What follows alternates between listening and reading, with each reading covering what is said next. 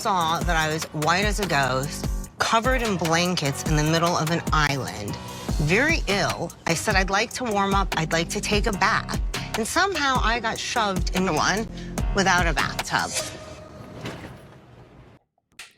Hey guys, welcome back to my channel. It's your girl, the Brooke Ashley, and today we are here to discuss The Real Housewives of Salt Lake City, Season 4, Episode 13. And before we get started, let me just say that my level of irritation with Heather and Whitney is at an all-time high.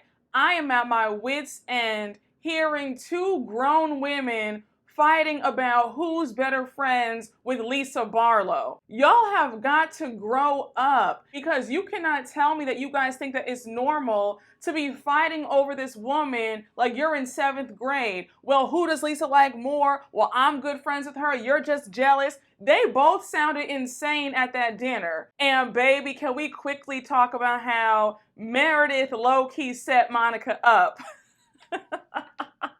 But without further ado, let's just jump right on into it, because you guys already know that we don't have a minute to spare. So we open up the episode with everybody at home packing up for Bermuda. And the way one of y'all had me screaming in my comments in last week's recap, you were like, I'm not mad at Monica. She finessed Bravo to get a free vacation on their dime to go and see her family. I can't even hate on that.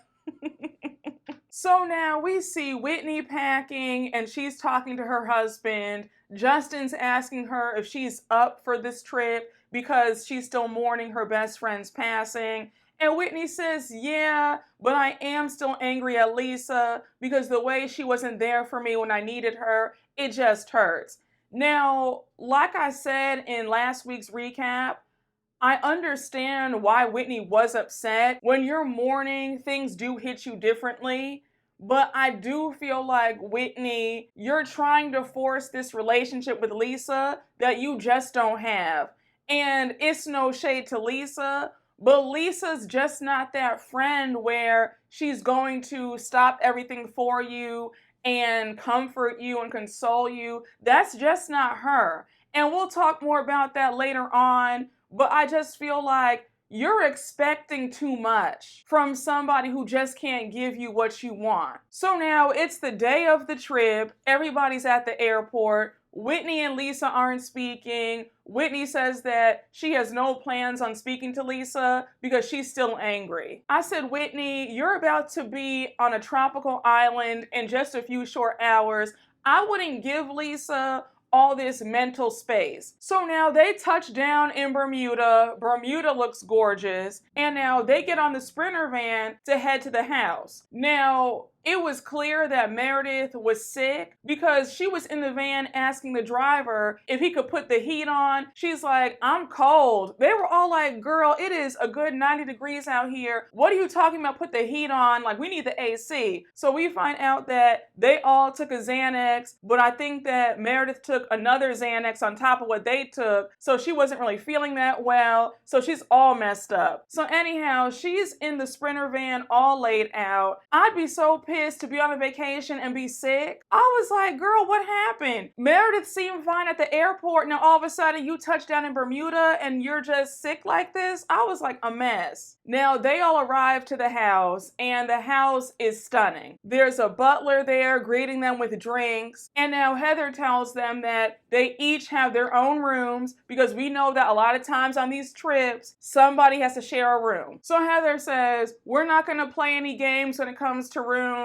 Go ahead and pick out whatever room you want to. It's going to be a race to see who gets the best room. So as everybody is picking out their rooms, we notice that everybody has a bathtub and the room that Meredith picks out does not. So she's really pissed because she's like, I'm the only person here who loves a bath. And the fact that they all picked out a room with a bathtub and left me with the room that doesn't have one, like, are you serious? And she's also pissed off because she's sick. And may I just say, it low-key felt like production had a hand in that, because what are the odds that everybody in this group gets a room with a bathtub except for Meredith. I don't know. Let me know what you guys think. Am I reaching? Am I overthinking this? Or do you think that there was some weird stuff going on behind the scenes? So everybody's picked out their rooms. Now it's time to eat. There's this gorgeous spread there, and that food looks so good. You already know that my mouth was watering, and it is watering as we speak. Now, mind you, Meredith isn't feeling well, so she skips out on lunch and goes in the bed to take a nap. And she's also really cranky because she's still pissed off that her room is the only room without a bathtub. And now we flip to Heather and Lisa eating outside. And of course, they're talking about Lisa and Whitney's friendship. One thing about it, I've never bought Heather's whole innocent, naive act. I've always seen right through it. I think that Heather is low-key messy, and she loves to stir the pot, especially when she feels threatened because somebody else is getting closer to Lisa. So Heather goes on to ask Lisa how her and Whitney are doing, and Lisa's like, me and Whitney have not talked since Meredith's jewelry event. And Heather, here's where I have to keep getting on you because again, sis, I see right through you. This was really messy of you to bring up what Whitney has told you before in the past about her and Lisa's friendship. Just stay out of it. So anyhow, Heather's like, Whitney was telling me a few weeks ago how much your friendship has developed and how she's helping you not be so self-absorbed and how she's also helping you with your healing. So Lisa's like, excuse me? She said what? So Heather's like, yeah, she told me that she's been coaching you with your healing. And now Lisa's even more pissed. And that's why I can't really get with Heather because I think that she's very phony and very disingenuous.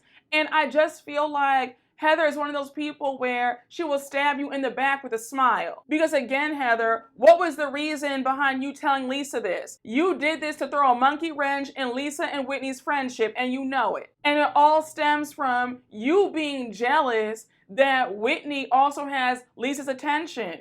Again, y'all both need to seek help as to why you care so much about what Lisa has going on. It's just weird. It feels very middle school at the fact that you just crave this woman's validation so much. So Lisa's like, this is all news to me because me and Whitney never have any Tony Robbins type of conversations. I mean, yeah, do I love our friendship? Yeah, but do I feel like she's coaching me and helping me and making me become a better person? No. The only person who influences me is my Lord and Savior, Jesus Christ, and my husband, not Whitney Rose. And like I just said, Heather knew exactly what she was doing because that was messy as hell to even bring that up. You already know that Lisa's going to be pissed hearing that. But I don't really have that much sympathy because Whitney's also messy. Her and Heather are different sides of the same coin. But now we jump over to Whitney and Angie K eating by the water. And of course, Whitney's talking about Lisa. And she's like, Angie, I don't want to put you in the middle, but has Lisa talked to you about me? And Angie says, well, all she told me was that she was very upset at what happened between you guys. So Whitney says that she sent Lisa a text after the whole thing went down and that Lisa never answered her. Then she goes on to say that she's upset because she spent years trying to get through to Lisa. Her and Lisa are finally in a good place, and now it seems like they're back at square one. Whitney, I don't look at it as you spent all these years trying to get through to Lisa. I look at it as you spent the last 3 or 4 years begging Lisa for her friendship. It's been desperation on your part and Heather's part, trying to get Lisa to like you. And I think that is very embarrassing. I just couldn't see myself out here begging anybody for friendship, for love. I don't want anything that's not given freely. If I have to force something, it's not meant for me. And I really think that your feelings are hurt because you're more invested in this friendship than Lisa is. That's what it really is, if we're being honest. So now we jump to Monica going into Meredith's room to give Meredith a plate of food and to check on her and see how she's doing. So Meredith is in the bed. She says that she's still feeling sick. And now she goes on to add that she's upset with how the room selection was handled and the fact that she's the only one without a bathtub. She goes on to add that everybody can see that she's visibly sick and not feeling well, so the fact that nobody volunteered to give up their room is a real slap in the face, and how she has zero respect for the women in this group and she's annoyed. And I said, now Meredith, you might as well save your breath going on this rant about this bathtub, because one, these women don't care that much about you, and two, we know that they're just too selfish to be considerate to give up their room. And even Monica was like, I mean, I love you and all, Meredith, but I'm not giving up my room. And I said, Monica, we know. You're happy for this free trip, so we know that you're not giving anything up. So now we see Monica go outside, she joins Heather and Lisa, and she gives them the update on Meredith. She's like, Meredith isn't feeling well, she's taking a nap, but she is still upset about nobody giving her a room with a bathtub. So Heather's like, I mean, girl, if she wants a bathtub that badly, then she can share with Whitney. And I felt like they could be a bit more sympathetic, and it really shows that they do not care. So now Lisa's like, I'm not selfish. Meredith has an obsession with bathtubs, and I have an obsession with views. And I'm sorry, but my room has an amazing view, and I'm not giving that up. All in all, these women just don't see it for Meredith, and they don't care that she's struggling and sick. They're like, girl, it is what it is. Sleep it off, and we'll see you when you get better. But we're not giving you our rooms, so you can be upset all you want to, but it's not changing over here. And I said, it's all fun and games till it is Miss Meredith Marks's turn to host a trip, and she gives you a bad room, and we'll see how fun it is then. But we do see a medic come to give Meredith an IV drip, and I just said, thank the Lord, because I can't have my girl down and out this entire vacation. They literally just got there. And the fact that she's in the bed sick, I need her to be energized and be up and get this camera time and get her check and enjoy herself like everybody else. So I was glad when they put that IV drip in her arm. I said, Lord knows she needs it. Now, one thing about Meredith gives me soap opera realness at all times. Like, I love how dramatic she is. Her just laying in the bed so sick like that. She was just too done. I just said, I don't mean to make fun of her, but I live for she's just fallen ill and she just can't take it. I just said, I live. I think that Meredith should try her hand and maybe look into being a soap star. I think she would do so well, because when she gets angry, it's all the dramatics, it's the facial expressions. I love it. But while Meredith is still in the bed with the IV drip, everybody else is out on the beach and they are having a rum tasting. Now, I love a rum tasting. I love a tequila tasting. I'm here for all of it. So they're trying out different drinks. And now we find out from Monica that she just started drinking in her 30s when she got kicked out of the church. And I just have a quick question, right? And it's no shade. But that caught me off guard, because I said, so you didn't drink until now, but you had no problem cheating on your husband with your brother-in-law. Got it. I was just like, wow. Again, y'all, that caught me so off guard. And shout out to the good folks on Reddit, because they found out who the brother-in-law was, and they have his picture up there. I was like, wow. It's one thing about being on reality TV or being famous.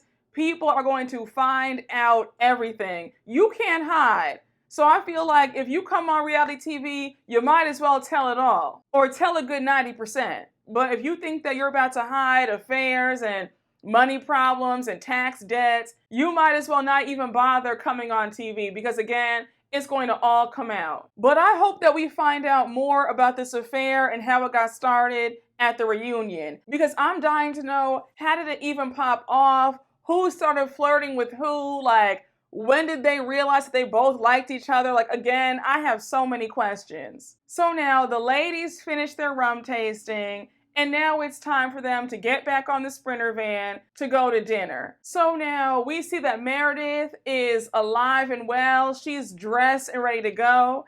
And baby, when I tell you, they got on that Sprinter van and Meredith was already pissed. She was like, may I ask you guys something? Who on this van has a bathtub? They all raised their hands. And she's like, really? Why would you guys do that knowing that I love bathtubs? You see that I'm ill, I'm white as a ghost, and the fact that nobody in this group would offer me their room in return? Like, really? I said again, I love how dramatic Meredith is. I said not white as a ghost, not ill.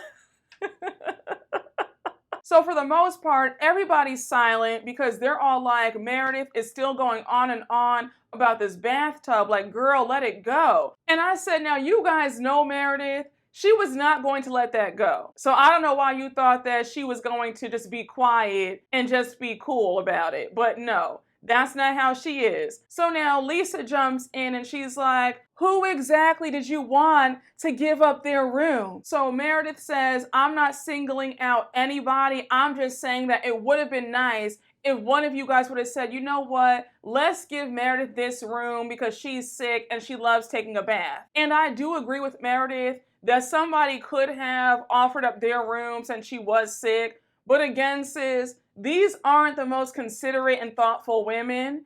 And also, you're on the outs with a lot of these women, so I don't know why you're so surprised that nobody gave their room up for you. The only person I could see maybe giving up their room in this instance would have been Monica, because she is the newbie, you're the OG, and maybe as a way to kiss up to you, she could have swapped rooms. But then again, this is her trip, but at some point, you do have to let this go, because you harping on this is just going to get you more upset and more riled up. In the grand scheme of things, it is not that big of a deal. Now you have Heather joking around. She's like, just an hour ago, Meredith was on death's door. And now all of a sudden she's all riled up with all this energy. I need to know what was in her IV. So now Angie jumps in, and we know that Angie cannot resist because she's still angry at Meredith. So Angie's like, honestly, Meredith, I thought that you were just under the weather. I didn't think it was that deep. Now she brings up how Meredith was joking around with Heather earlier on about how Heather is going to spread her legs and invite all these men to the villa because she has 2 bathtubs in her room. So Meredith gets angry and she's like, well, I said that because that's what you said to me, Angie. And now, of course, they go at it. So, of course, Angie brings up how Meredith was threatening her family. Meredith denies it. She's like, for the last time, I did not threaten your family. Please stop saying that. And the way everybody was so irritated with Meredith and Angie, because when I tell y'all, they wouldn't stop. You guys have been going at it about the same thing now for the last 9 episodes. We're all tired. So Meredith says, you know what, Angie? Maybe you and I should sit down and have a conversation. And Angie says that she would love that. And if I'm being honest, I feel like Angie didn't want to have this beef with Meredith in the first place. I think that she really does want to have a friendship with Meredith. And I also feel like deep down inside, Angie is low-key a people pleaser, and she hates when people are angry at her. So I feel like this drama that she has with Meredith has been weighing her down, and she can't wait to settle things. But hopefully Meredith and Angie can finally move forward and make peace, because I think that they could actually be good friends. I really don't think that Angie wants any smoke with Meredith. So they get to the restaurant, and immediately Meredith gets emotional and she's explaining why she was so upset about the bathtub. And now you have Whitney interject and she's like, well, in the spirit of sharing your feelings, Lisa, I want to address you because my feelings were hurt the other day. So now Lisa cuts in and she's like, no, Whitney, you didn't just say that. You said other stuff that really hurt my feelings. When I went home that night, I was crying. I was devastated. So Whitney says, Lisa, I needed you to be my friend and to be there and support me. So now Lisa goes on to say, Whitney, I was walking on eggshells with you eggshells. And I understand that grieving is hard, but if you need me in a specific way, just tell me that. But honestly, the other day, I was walking on eggshells around you. But I am sorry that your feelings were hurt. So here's where things go left. Lisa brings up the conversation that she had with Heather earlier, and she's like, and by the way, Whitney,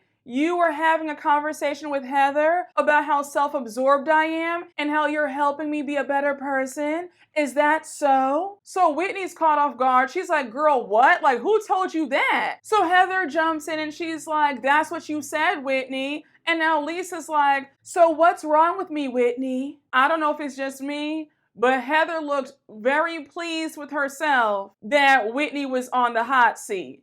And Heather, you need to be cursed out 3 good times, because why would you even start this? Why would you even tell Lisa that? Like, again, Heather is so fake to me.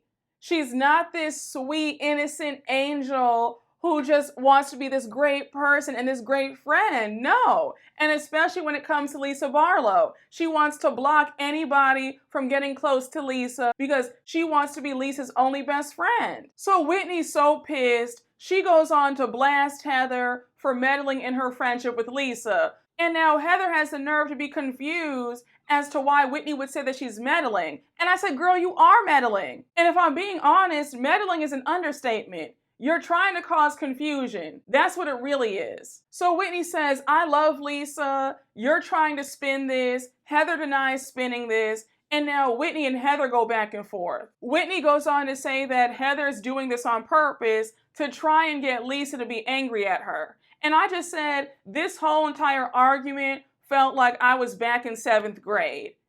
Because I said, I refuse to believe that grown-ass women are sitting up here arguing about being friends with somebody else in this group. It's just really weird and it's sad. So as Whitney and Heather are going at it, you have Lisa interrupt and she's like, look, Whitney, I just feel like I've been on eggshells with you, and last week at your house, I felt like you were chastising me, and I didn't like that. And I said, girl, she was not chastising you. She simply told you, don't yell and curse in my house. My kids are here. They can hear you. Lisa is somebody where you can't tell her anything. She feels like she's above reproach. It's like, girl, you're not exempt. If somebody tells you the rules of their house, you either abide by them or you leave. Simple as that. How dare you be upset that she told you to stop cursing in her house? She had every right. So now Lisa goes on a rant and she's like, Whitney, I'm actually a bulldog and I can take anybody out. But when it comes to you, I dance around you. And also, Whitney, I've gone at it with Heather over you. And bottom line, I don't want anybody speaking for me. Now, mind you, while they're all arguing, we see Angie and Meredith toes because they're not the ones fighting. And I said, well, finally, we have a breakthrough between these two. Hopefully, we can keep up the good vibes. Again, it just felt like Whitney and Heather were back in middle school arguing over who's closer to Lisa. You have Whitney telling Heather to shut the F up. The way Heather was so appalled, she was like, excuse me? Did you tell me to shut the F up? Are you serious right now? Who are you? Don't you ever tell me to shut the F up. And Whitney was like, girl, I'll do it again. And you're going to always get it again and again and again. So now Whitney turns back to Lisa and she's like, look, Lisa, I was just hurt that you didn't reach out to me and I'm used to you consoling me. So now you have Heather in her confessional and she's like, I think that Whitney's version of friendship with Lisa is very delusional because say what you want about Lisa, but Lisa is not that nurturer. She's not that mother comforter figure. So I don't know why Whitney's trying to delude herself into thinking that Lisa is that person. And like I said earlier, I think that Whitney is placing way too high of expectations onto Lisa. And I think she wants to turn Lisa into this person that Lisa's just not. Lisa is very vapid, superficial, and again, that's no shade, but I'm just calling it like I see it. Lisa seems like she's all about fun, shopping, going out to eat, drinking her Vita tequila, and that's fun. We love a cute hot girl moment, but Lisa's not giving you that deep conversation. She's not giving you all that, let's sit around and cry and talk about, sad stuff for hours on end. She's not giving you that. She's giving you very much a good time, and that's it. And I want Whitney to stop trying to pretend like their friendship is deeper than what it is. Also, Whitney, you and Lisa only got close last year because you guys both didn't have allies. You guys were both beefing with Meredith and Heather, so that's why you guys became close. But now that things have gotten a lot better between everybody in this group, Lisa doesn't need you like that. So I think that you are really trying to fool yourself like this friendship is real. Again, I think that you like Lisa more than she likes you. And I feel like it's also doing yourself a disservice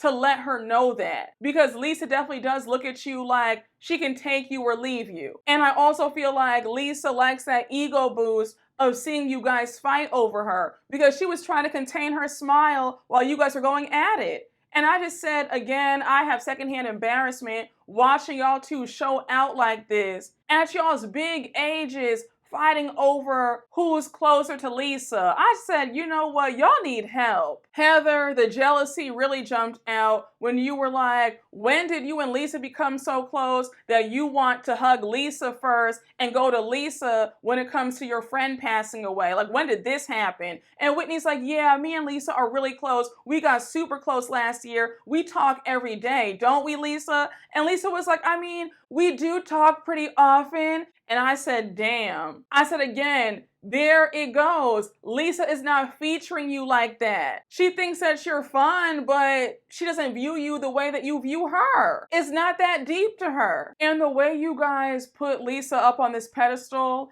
because when Whitney was like, you guys are just so jealous that me and Lisa are really close, I was like, again, Whitney, you need help. Like, this is really sad to hear you speaking like this. I get the impression that you view her as the cool girl, the cool rebel, and you guys were straight-laced and Mormon who broke out of the Mormon church, and you view Lisa as what you want to be. That's what it seems like to me.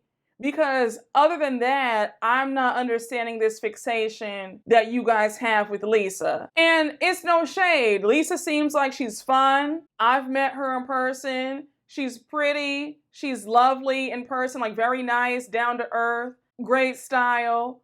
But I feel like it's deeper than that. I feel like there is something about Lisa that triggers y'all to this weird, I don't know, like it's bizarre. Like y'all really view her as like a god or something. I don't know, y'all. I know I'm not the only one who thinks this, but the way Whitney and Heather are obsessed with Lisa is just not healthy. So Heather's like, this is just crazy. I can't believe what I'm hearing. And now Whitney says, oh girl, shut up. You're just mad that I'm not crawling up your ass anymore. And I said, damn. I said, okay, Whitney.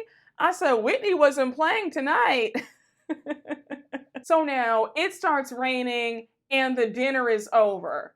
So they get back to the house. And it was so funny because Whitney started asking everybody, who do they think would win in a fight between her and Heather? And Whitney was like, girl, if it's between me and Heather, I'm winning that fight. Like, I know jujitsu, I know martial arts. So again, put your money on me. And I said, let me find out that Whitney is low-key a fighter. And if I'm being honest, Whitney gives me a little bit of crazy, so I think that she definitely would win in a fight between her and Heather. I do. Let me know what you guys think down below, but I could actually see Whitney taking everybody out in that group. Now, I think that Monica would give her a run for her money, but I do think that Whitney could definitely do something if need be. So at this point, everybody's gone off to bed, except for Meredith and Monica. They're still in the kitchen just talking. So Monica says that she's proud of Meredith for telling everybody how she felt earlier. And of course, Meredith starts talking about the bathtub yet again. I said, Meredith, I love you, but I need you to let this go. I understand that you're upset, but none of these women are giving up their rooms, so make peace with it and just move on. Because I can't go another 3 episodes hearing you complain about this bathtub. But Meredith continues on by saying that all she wanted was to hear an apology and how she really does appreciate Monica and how Monica has been really supportive and kind as she's gotten to know her. So now Meredith brings up her beef with Angie K, and she's like, look, it just feels like 5th grade all over again. And I feel like Angie keeps poking me. She keeps poking the bear. And honestly, like I told you, it's manipulation and gaslighting 101. And I said again, I would kill to see Meredith be on a show because I think that Meredith and her dramatics are perfect. And the fact that she's referring to what her and Angie are going through as manipulation and gaslighting, I said, now, Meredith, I love you, but I do think that you're reaching. You guys just don't like each other. It's not that deep. So just when you think that Monica and Meredith are about to go to bed, it's some more mess. Monica's like, Meredith, remember that Instagram page that DM'd the both of us a few months ago? So she goes on to say that they reached back out to her again with some more tea and it's some shady stuff going on. So we learned from Monica that a few weeks ago, her and Meredith were having lunch together, just hanging out, having a good time. And after lunch, they went for a walk on Main Street in Park City. And that's where Meredith informed her that that street used to be run by the Greek mafia. So Monica continues on by saying that after Meredith told her that the street in Park City used to be run by the Greek mafia, she goes on to say that it turned into another discussion about how Angie K might be part of the Greek mafia as well. Now I said, we already know where this is going. It's about to be some more mess. So now Monica adds that after their lunch, Meredith called her up and said, hey girl, check your DMs on Instagram. This page reached out to me. I'm pretty sure that they reached out to you as well. So Monica says that she checked her DMs and lo and behold, this same page reached out to her as well. So we see the screenshot of the DM and it's pretty much saying that Angie is a fraud, how her and Sean have these tax liens against them, how their businesses are going down and how it's not how it appears to be, and how they're actually not doing that well. It's all an image, it's all a farce. Now, personally, I feel like if Angie and Sean were actually having financial issues, we would have found out about them already. For some reason, I'm not buying this. And when you saw up top, it said that this page only had 18 people following them. Now, I'm not saying that follower count is the end-all be-all, but if you are going to spill this salacious tea about a housewife, I feel like follower count does matter. I don't know, that might sound silly, but I just wasn't buying it. It felt like this was a very disgruntled person who created that page maybe 5 hours ago, and then they reached out to Meredith and everybody else on this cast. I don't know. Something in the milk ain't clean, but for me, I'm not really buying this whole attack on Angie and her finances. I really do feel like Angie K, for the most part, is legit and that her money actually is long. Because remember that they have 10 hair salons, a hair school. So again, I think that they are making money. Now, we shall see, because a lot of times we have been fooled in the past, but I do feel like if anybody on this cast is legit financially, I do think that Angie and Sean are on the up and up. What do you guys think? Again, I'm dying to hear what y'all have to say, but for some reason I feel like this is somebody who's just mad at Angie and wants to just get this out there, but I'm not buying this. And I also feel like it's tacky and low down to even insinuate that Angie is part of the Greek mafia. Like, I don't know. I don't like that. Like, it just feels really icky to me. And I feel like there are other storylines besides these. Like, what are we doing here? It just feels so gross. Now, Monica, here is why I said in the beginning that Meredith sets you up. It's very clear that Meredith put you up to saying this on TV. And when you were like, did you get the same messages too, Meredith? And Meredith was like, oh, I don't know. I haven't checked my DMs in ages. Like, I really don't know. And then when you were like, I'm just so confused right now because Meredith told me all about this, and now for her to act like she has no idea what's going on. And I say, yeah, Monica, let's use our heads here. Duh. Meredith got you to say what she wanted you to say on TV. Meredith set you up. And again, I love Meredith, but let's call a spade a spade. She definitely set Monica up for the okie doke by saying, yeah, girl, you say it on camera, then I'll be right there. And then you have Meredith playing dumb, like, oh, girl, I don't know what you're talking about. I haven't checked my DMs in ages. Like, girl, I'm just so tired. I'm just so sick. I don't even know what you're saying right now. I said, I said, Monica, I know that you're new, but I'm going to need you to catch on quickly. That's the name of the game. But we see Meredith saying that karma is real. It comes back around. And when you do bad things, they come back to bite. And that's where the episode ends. But I said, Monica, I do hope you know that you were set up. But once again, y'all, SLC is giving, and I am loving every minute of it. Talk about quality entertainment.